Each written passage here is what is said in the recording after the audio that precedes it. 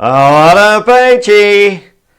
So, Ian and Mechanic Matt took us through our book collection. I haven't got anywhere near the type of books they have, but I do have books. But most of them have been given to me, and there's a few wee collections here. I just thought I would share with you.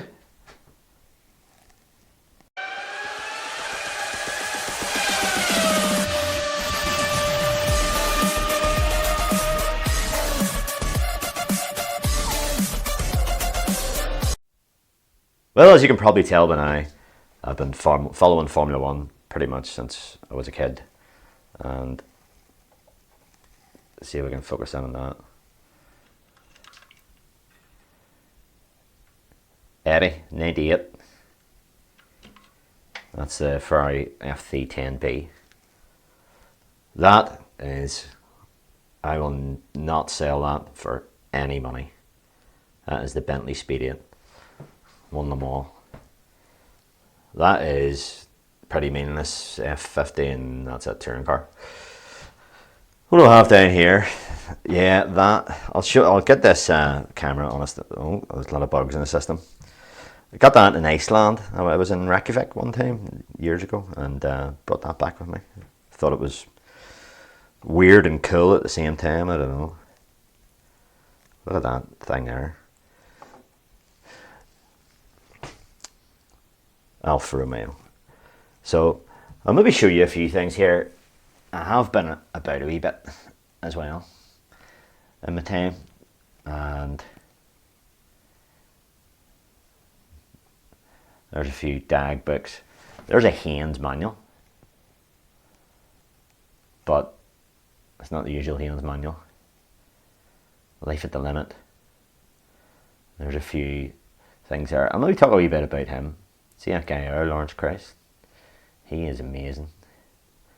What's that? Most of these books I get given to me, guys. I'll just turn this flash off. The Christmas presents or birthday presents or something. Got that book given to me, by the way. Didn't buy that. Bought that one. Got that gifted to me. Don't know where I got that. That was a present, that was a present, somebody gave me that. That was a present, that was a present, that was a present. What's that? Guinness book?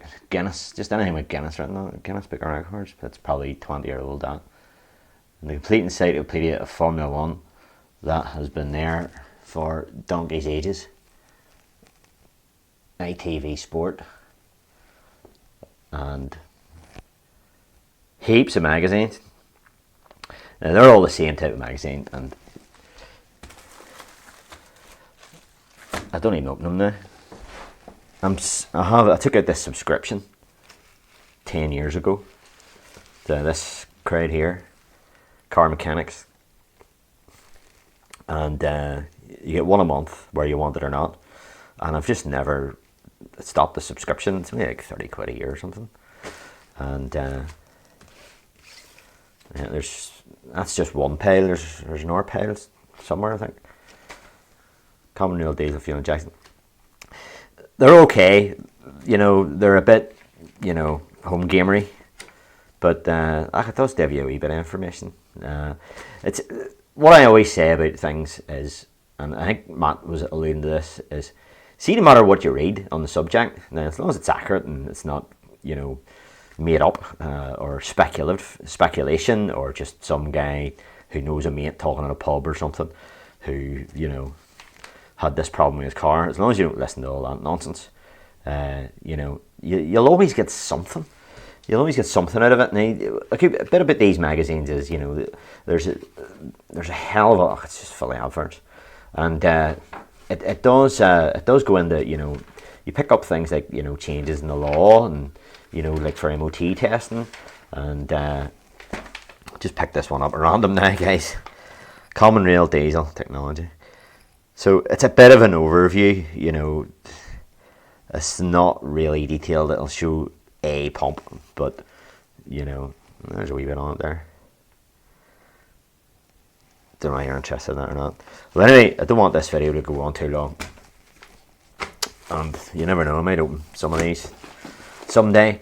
I'm not an avid really book reader, but I'm never off the internet now. You know, you just Google it. You know, everything just Google's there's everything there, and you know, I'm always so easily accessible with a smartphone and all that.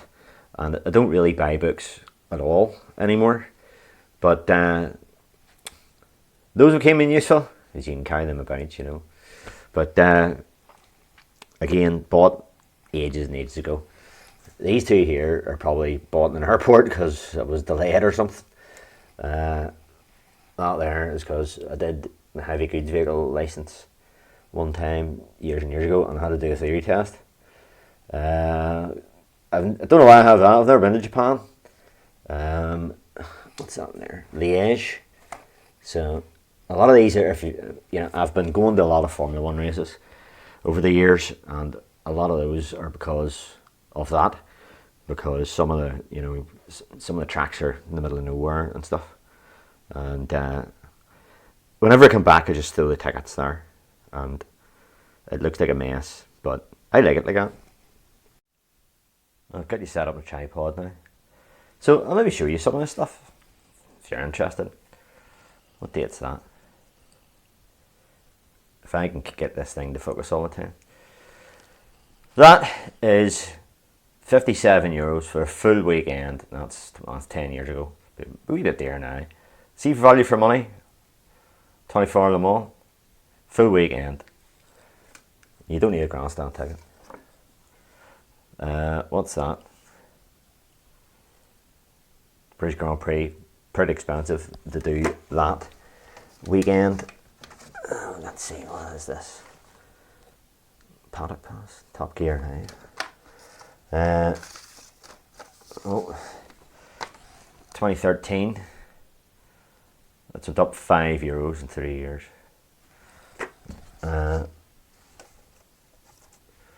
Another Silverstone. Oh, that's some spot. Those people are mental, I can tell you. And you get this crappy ticket.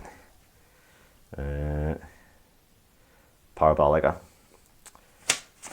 I'm telling you. I was there before the hybrid era. That was before the hybrid era. What year was that? 2015. Formula One Grand Prix d'Italia, 2015. €210. I'd say it would be dearer than that, but I think that's just for Sunday only. And that's at the Parabolica. And when the cars come down and started off, they go around that first corner, you couldn't hear the cars for the crowd. That is honest. Honestly. You know, they're ripping us off for the price of beer. That's anything. What's that? Pit Lane Park, Barcelona. I don't even know where I got that from. Oh yeah, well. Monaco 2018.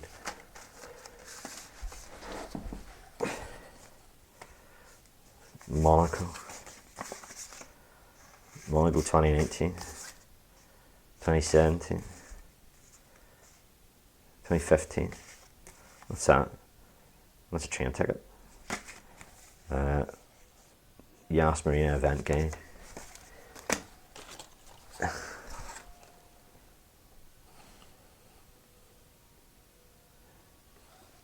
Yas Marina, someplace. Thoroughly recommend Yas Marina. It's not as dear as what you think, honestly. What's this? 2015. How much is? There's no price now. Oh, €64. 2015. So it's up €7 in 5 years for a full weekend. Full weekend. That's 2014. 2014. That's really, honestly, Le Mans is unbelievable. Oh, here, I have to show you this one. Look at that. Okay, what is that? Ticket time, Village A, 2015. That is Mauricio Arrivabene. He was in the airport, who was head of Ferrari Formula One team at the time. So you can just about make out there Mauricio. and a big A. That's his signature. He signed that for me. Nice guy, really nice guy. Didn't really talk to him much because I didn't really want to talk very much. I don't think they had a great weekend. They didn't win anyway, you know. So what's this one? 2013. So I'm not really showing you very many books here, right enough. I'm getting sort of engrossed by that. Oh, here, look at that one. Shanghai. 780 yen. No, I don't know what that is. It's RMB is their currency. It's not yen. It used to be 10-1, so I don't know. That's not 78 quid. Would that be right? There's 2 tickets. For, when was that? Oh, wait. Oh, what's that? 2010 Monaco, pictures of Braun. Remember that? 2012 Monaco. What's all that? What's this? Donington.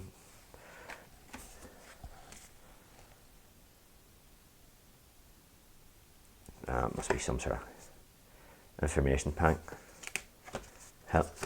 Hellier, Silverstone. No, that's about it. That's all I'm going to really show you, I think. Oh, what's this? Mugello.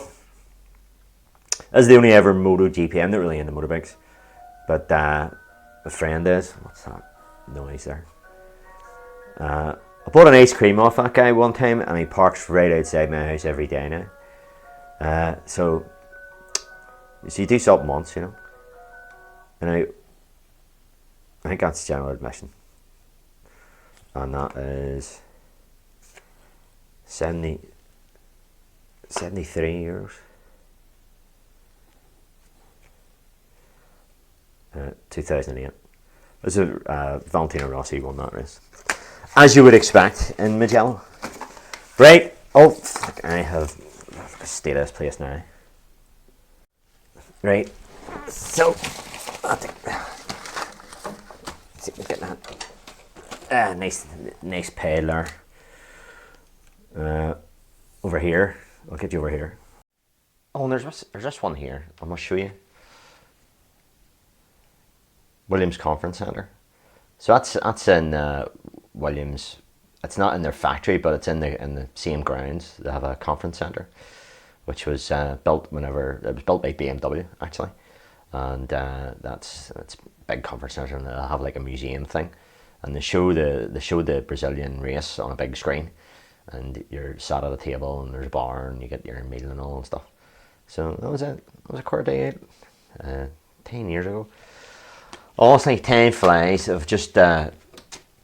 I said there earlier on, Parabolica, and that's clearly not where the first corner is.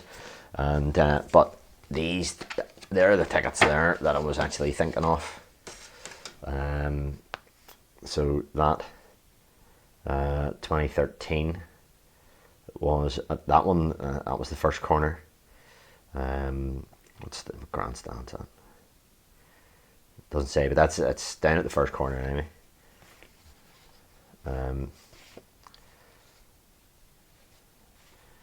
Yeah, all four of them there. I know what that is, right? I was just looking at it there. That's Venerdi, 6th of September. So that's the Friday. So these are the tickets we didn't use because we didn't go on the Friday. Just went the Saturday and the Sunday. So that's 4 tickets we didn't use because it was under why they were only €30. And the grandstand that we're in for that, well, it doesn't really say it. But it's a Prima Ferrante, it's called. I think it was grandstand P, I think. And it's just right down at the bottom of the straight on the start. And that's the one I was talking about. That was in whenever the car started off and they come down to that first chicane. You can't actually hear the cars because of the crowd, and the atmosphere is unbelievable. And there's people sitting in the steps and all that. They were clearly letting people in that didn't have a ticket, but we didn't really mind. And if you went away for a beer or for something, and you came back, there was a wee lad sitting in your seat, but immediately you get up, and you didn't have to ask him. So they were letting the kids in for nothing, which I didn't really mind that. So a lot of this stuff's sentimental. I just can't throw it away.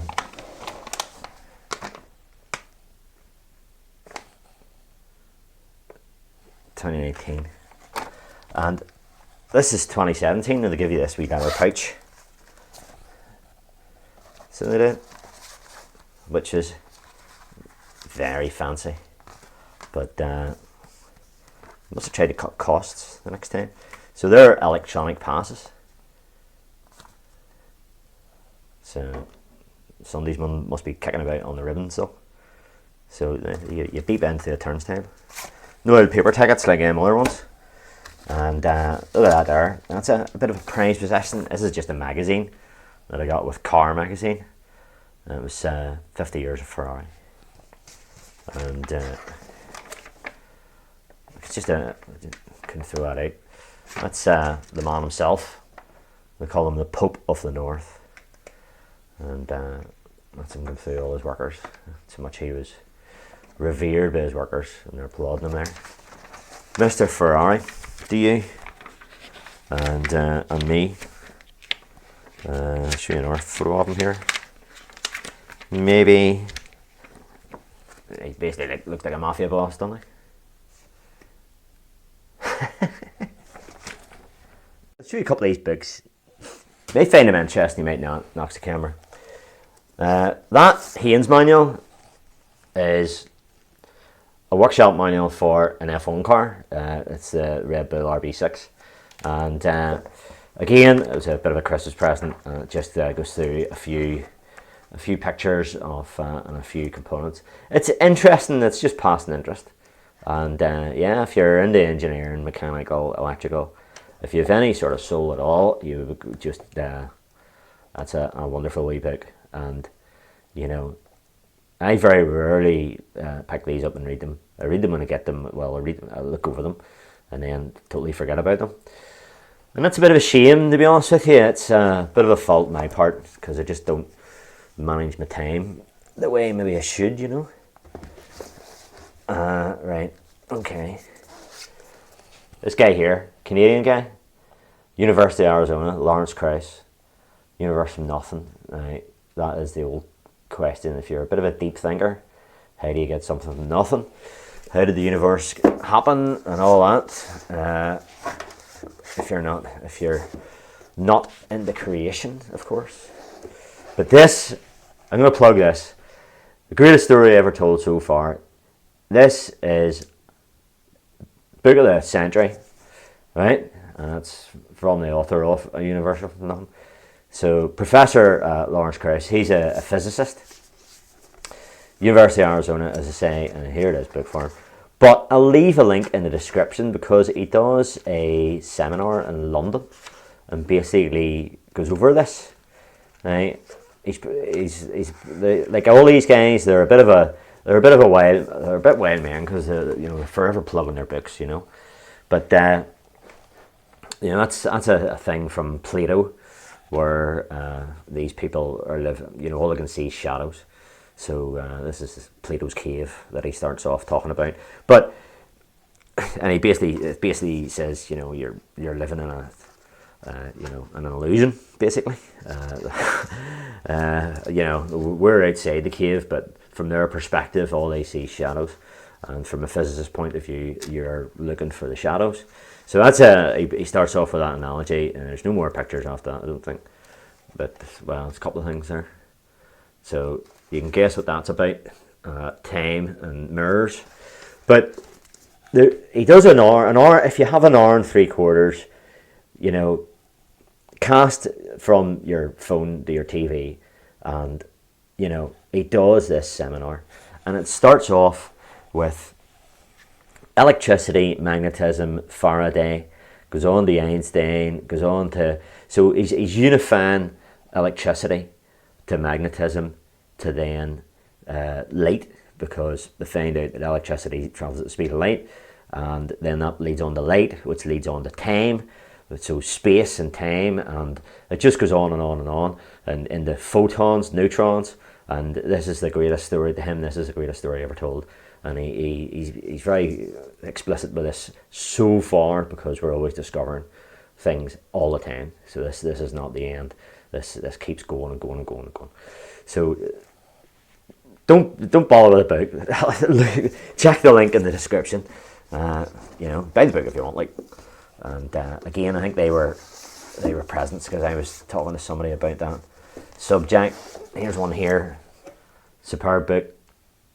Again, a really great gift as well. A real surprise as well. I want to show you this one. Formula One again. This is another book, but it's a bit of a. It's one of them things that makes a good Christmas present. But I'll just put it on the floor here and bring it down so you see it. Well, there's another Formula One book in it. But there's these things in it, you know. They're copies, I take it. You know, they're very realistic, and a lot of sort of history stuff. What's this?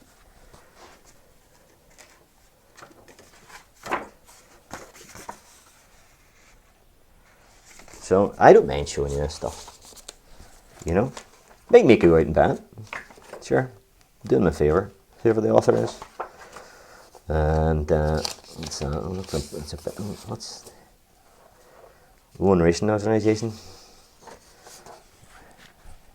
Dear Alfred Naubar, thank you very much indeed for cabling me so promptly in connection with my telegram to Mr. Fangio.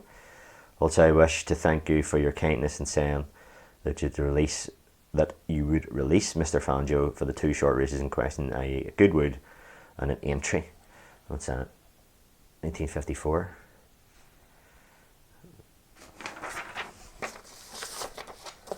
It says here.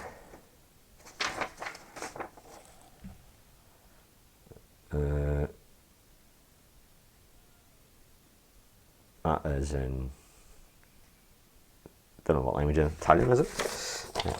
Probably. Let me see. Here's an interesting one. Oh, my leg's going to sleep. I'm sitting on the floor here. Oh, I can only move. I'm getting very stiff. I'm sitting in one place for too long. Maserati. In consideration of your procuring Sterling Moss Limited to enter into a contract with our company coverage to your service as a racing driver during 1956, we hereby agree to pay the sum of 5,600,000 lira to be paid to Avvocato Attilio Luzzatto via Milano, otherwise in contraction for your behalf, for 8 equal monthly instalments of 700 lira on the 1st of February, March, April, May, June, blah, blah, blah, 1956. Maserati. So that's a letter to Mr. Sterling Moss, 20 William the 4th Street, London, England. And this instrument contains the agreement.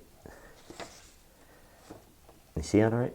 This instrument contains the agreement made between the Offician Alfredi Maserati of Modena and Sterling Moss Limited of London, whereby it is agreed as follows. Sterling Moss Limited undertakes that Mr. Sterling Moss will participate during the year 1956 in the capacity of official first driver for Offician Alfredi Maserati of the company controlled herein, and will exception of sports car races in which Maserati may attend to enter, where in Italy or elsewhere, with the exception of Le Mans, Rouen at Oulton Park, Sebring, and number 6 to be agreed.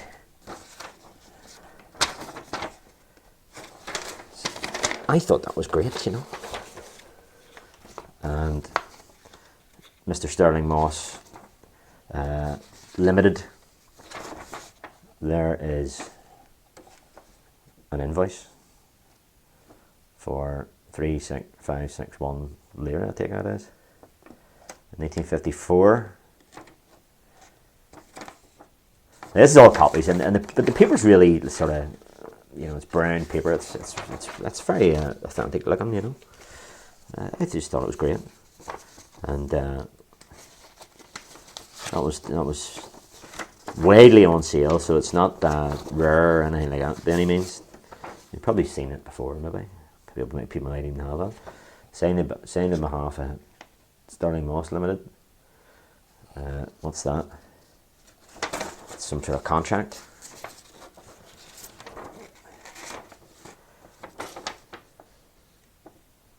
In consideration of the terms and conditions hereof, the owners will pay to the company for each of the Grand Prix races a sum of £1,000.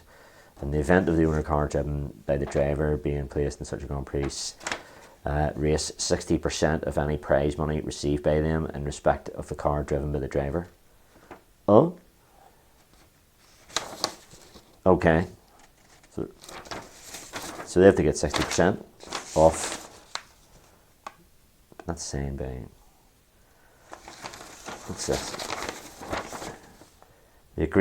This agreement is made in the 28th day, 1,057 Vandervelde Products Limited, whose registered office is City of London, and here and after called the owners of the One Part and Sterling Moss Limited of 20 William Street and its successors.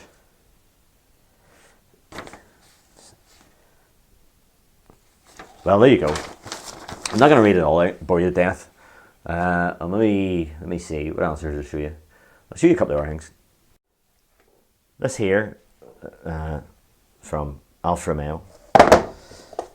This is what you get. Well, this is what I got anyway. Whenever you give Alfa Romeo a few grand, they give me this, which is in Italian, apart from this here. This one sort of bit of it is in English. I think it's in Italian and Spanish and English. And what I found remarkable was it's completely biased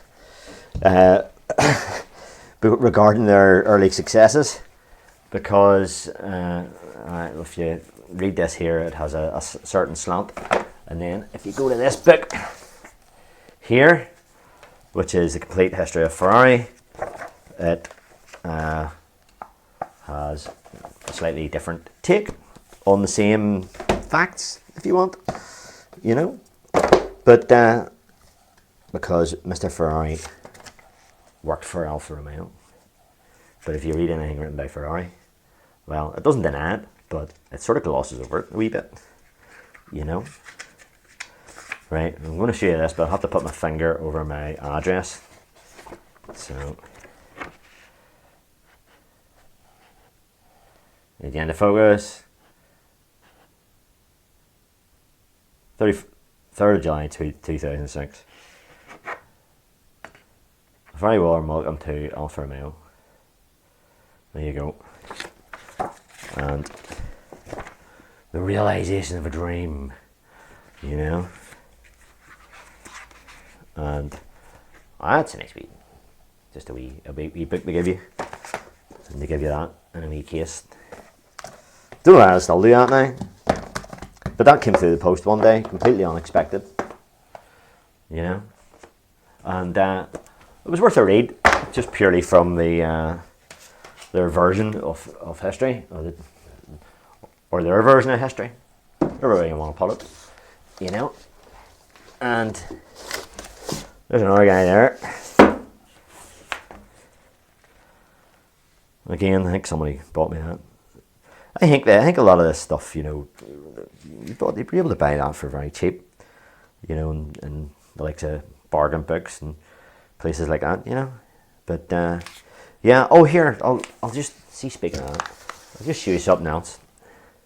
Spanish Grand Prix 1989. German guy. Give me this in the pub or in the hotel bar, and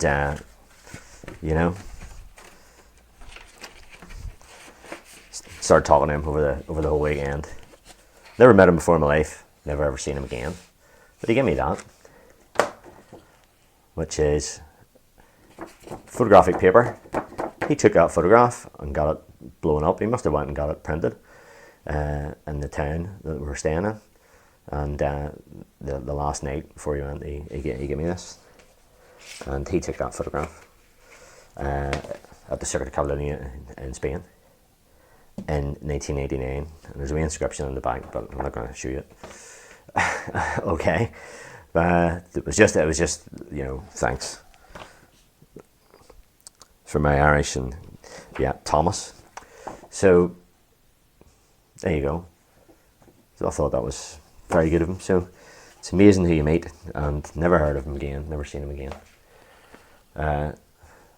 Absolute gentleman, German guy. So they're dead on, actually, when you speak to them. So listen, okay, there you go. Thanks for watching, and all the best, and bye bye.